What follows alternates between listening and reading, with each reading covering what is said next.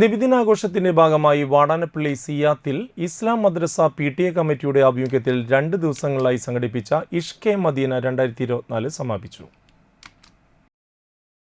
Mega ദഫ് മത്സരം വാടാനപ്പള്ളി തെക്കേ മഹല്ല് ഖത്തീബ് ഉമർ ബാഗവി ഉദ്ഘാടനം ചെയ്തു. മദ്രസ PTA പ്രസിഡന്റ് ഷൗക്കത്ത് അധ്യക്ഷനായി. ജാഫർ മുസ്ലിയാർ, ജബ്ബാർ അറക്കൽ, ഷാഹുൽ ഹമീദ് മേജർ, റഫീഖ് ഹനീഫ എന്നിവർ ആശംസകൾ അർപ്പിച്ച് സംസാരിച്ചു. അല്ലെങ്കിൽ നമ്മുടെ മക്കളെ അത്രയും നേരം മദ്രസയിൽ ഇരുത്താൻ കഴിയാത്ത വിധമുള്ള സ്കൂൾ പഠനത്തിലേക്ക് നമ്മളെ മക്കളെ എത്തിച്ചു എന്നുള്ളത് നാം കുറ്റക്കാരായ കാര്യമാണ്.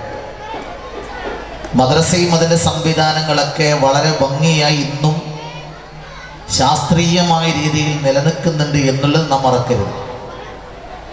എന്താണ് മദ്രസകളെ കൊണ്ടുള്ള ഗുണം? ഒരു രാഷ്ട്രത്തിൻ്റെ നിർമ്മാണത്തിൽ മദ്രസ വഹിക്കുന്ന പങ്ക് ചെറുതല്ല.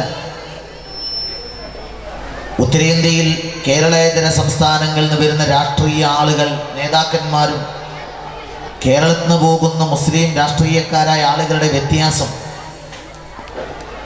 അവർ പ്രതിനിധാനം ചെയ്യുന്നൊരു സമുദായത്തിലെ പുതുതലമുറയുടെ ബാല്യവും കൗമാരവും യൗവനവുമുള്ളൊരു സമൂഹത്തിൻ്റെ രീതിശാസ്ത്ര വ്യത്യസ്തമാണ്.